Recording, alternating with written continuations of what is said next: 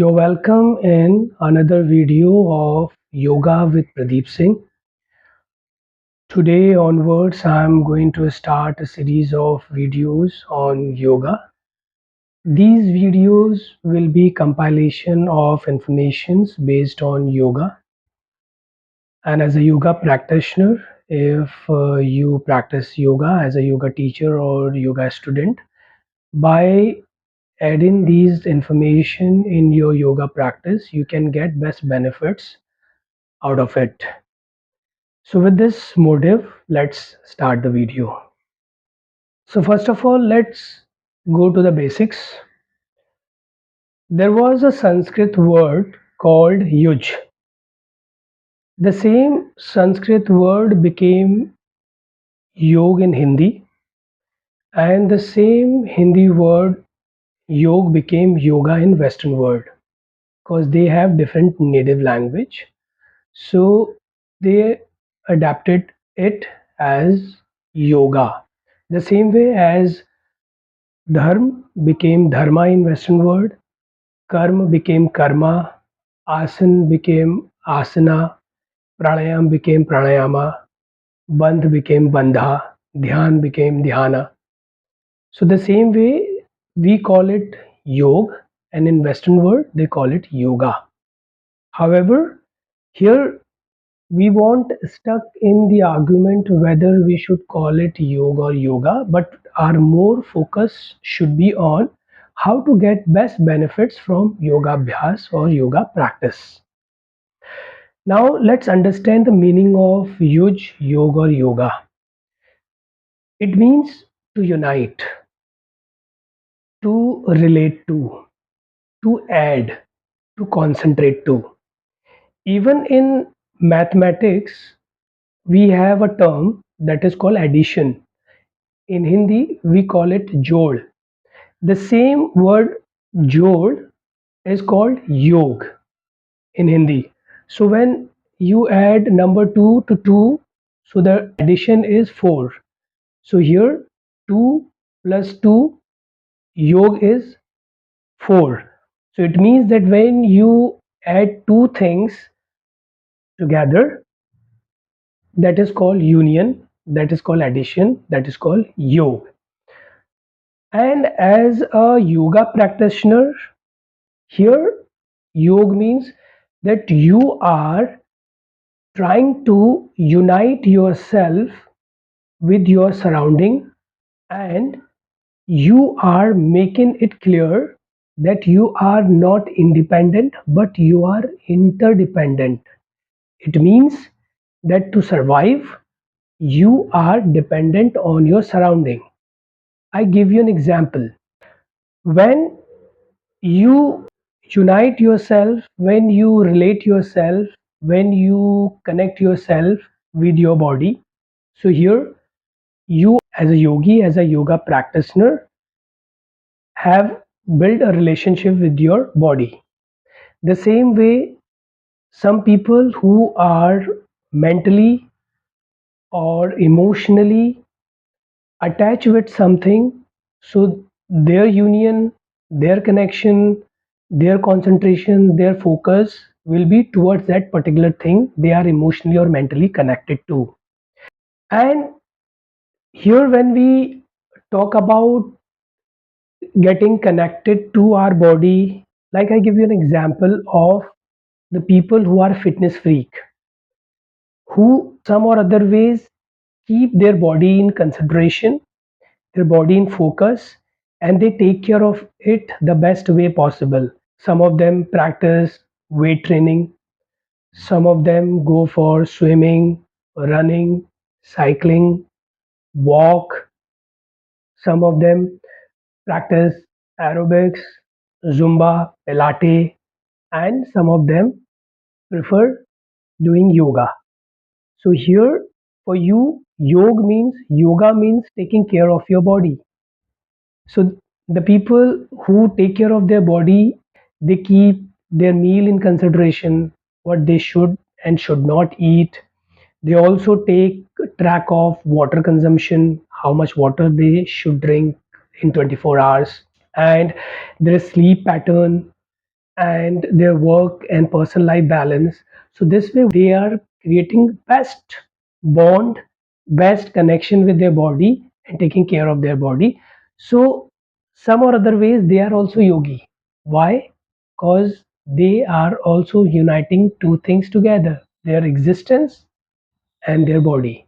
So we are what? We are neither body nor brain nor soul. We are a coordinator who is responsible for establishing best coordination among these three. There are so many people who are working for the environment. They talk about plantation, saving water, prohibition of plastic. They talk about climate change. So these people have established connection and relation with nature. So they are also yogi because they are trying to unite themselves with the nature. In the same way, the people who are indulged in household activities, who are homemakers like housewives, they have related themselves, they have built connection with household activities, so they are also yogi. Students, they are also yogi because they have built relationship with their study. The people who are working personal, they are also yogi because they earn bread and butter for taking care of their family. So here what I want to say that everyone is yogi, everyone is a yoga practitioner. Some are directly practicing yoga, so they are calling themselves yogi, but the people who are not practicing yoga but in their personal life they know how to maintain connection with their surrounding and how to take this connection smoothly, so they are also yogi. That's why yoga is called a way of living. So if you are practicing yoga or yoga, it also teaches you how to live your life beautifully. Let's go one layer deeper to it. Yoga is a replica of human life cycle. That's why yoga is called way of living. If you are a yoga practitioner, you can easily relate to it. And if you are not a yoga practitioner, so let me tell you how you can relate your life cycle with yoga practice. When a child born, for first few weeks, the child is made to lie on its back. When you lie down on your back, it is called supine position or minimal gravity pose or zero gravity pose. The same thing we do in yoga, that is called shavasana, when we lie down on our back. That is also called suptasthiti in Sanskrit. So this is the first resemblance. In yoga, we use shavasana or suptasthiti or corpse pose to restore the energy. Thereafter, the child is made to lie down on its tummy. That is called lying down facing. Why? Because when the child is made to lie down on its tummy, it gives compression around its abdominal muscles through which all the digestive organs like liver, kidney, spleen, pancreas, large intestine, small intestine, these organs, heart also, lungs also experience some compression. And when that child lies on its tummy on regular basis for next few weeks or few months, its digestive system, all the organs inside its body become stronger and develop properly. And the second thing, when child is lying down facing, it keeps lifting its head off the floor so that it can look around and it can comfortably breathe. Because when its face is on the floor, it can get compressed and there may be problem in breathing. So to keep breathing smoother, child keeps lifting its head off the floor, and this way cause on an average a child's head weighs 25% of its whole body weight. So if child weight is 3 or 3.5 kg, then its head will weigh around 1 kg. So a child is lifting 1 kg with the help of its cervical vertebral column or its neck muscles or the nerves going through its neck. So this way, when child is made to lie down in prone position on regular basis, it not only helps to develop all its organs, but also makes its cervical area stronger so that child can lift its head off the floor. The same way in yoga, when we do yoga practice, we have so many asanas we perform in prone position. Prone position means nipta sthiti. Nipta sthiti means when we lie down on our tummy, that is called down facing. Like we perform locust pose, snake pose, cobra pose, a crocodile pose. When child is able to lie down on prone position, the child is made to sit on its pelvic floor to practice sitting position.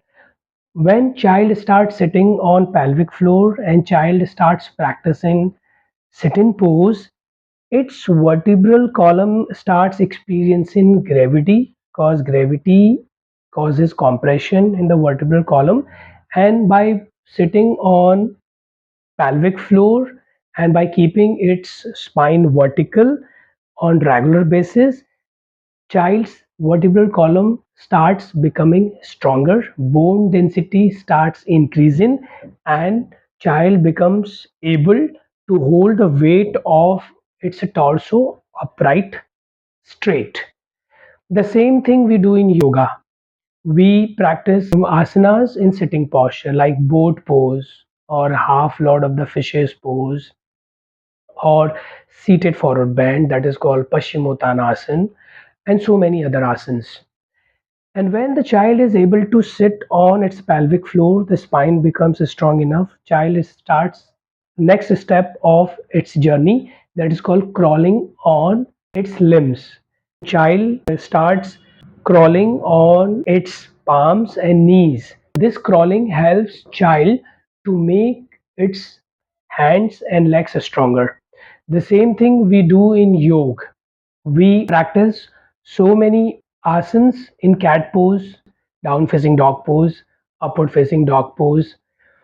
And when the child is good enough in crawling, child tries to stand on its feet and focuses on balancing its body. The same thing we do in yoga.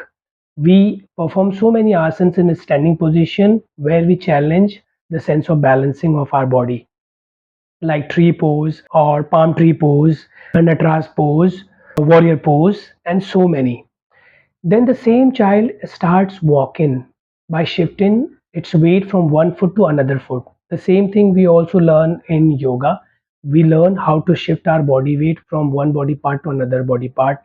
The people call it power yoga. Some people call it kriya. Once the same child is grown and starts walking, then the same child after 3 4 years of its birth starts running, jumping, sitting, and all these things become normal for it.